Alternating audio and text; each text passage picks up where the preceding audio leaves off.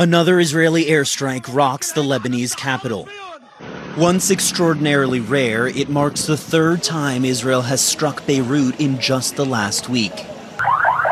At least 6 people were killed and 15 others wounded, according to the Lebanese government. Israel says it was targeting a senior Hezbollah commander in charge of the group's missile units. As Israeli jets continued to pummel Lebanon, Hezbollah fired volley after volley of rockets at northern Israel.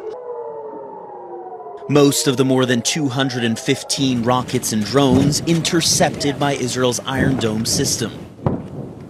But in some Israeli communities, terrifying explosions. Firefighters dispatched to extinguish fires caused by Hezbollah rockets. And on this highway, cars pulling over amid air raid sirens nearly struck by rocket fire. A casualty from one of those attacks soon arrives at Rambam Medical Center in Haifa. The man, a soldier in his 20s, is rushed into the emergency room with shrapnel injuries. He will soon join the hundreds of patients now being cared for in the hospital's secure underground facility, a dual-use parking lot built with war in mind. We started to mobilize patients at 12 o'clock at noon, and by 8 o'clock, 600 to 700 patients were in the underground, and we're fully operational in the underground.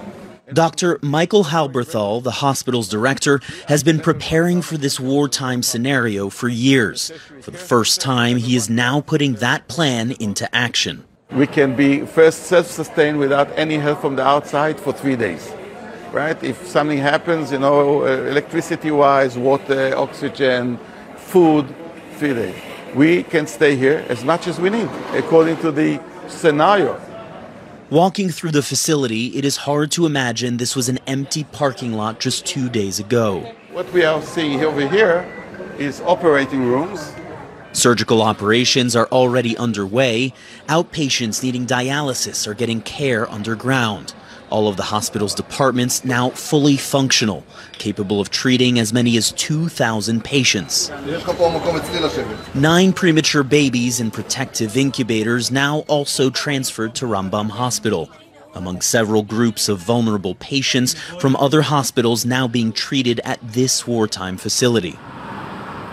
Above ground, the busy streets of Israel's third largest city have gone quiet, a day after Hezbollah targeted Haifa directly for the first time since 2006. In this hour, also many people come to eat breakfast, to drink coffee, but now no one you can see. We hope to end this war. Other restaurants and shops deciding to stay closed, awaiting Hezbollah's next move. And Jake, all eyes are indeed still very much on Hezbollah tonight. The group fired more than 200 rockets at Israel today. But the question now is, after having been battered by the most significant Israeli airstrike since the 2006 war over the course of the last week, do they still have the willingness and the capability to fire the kind of retaliatory strike that could pose a serious threat to the city like Haifa, where I am now? That question, Jake, not yet answered, but maybe in the coming days.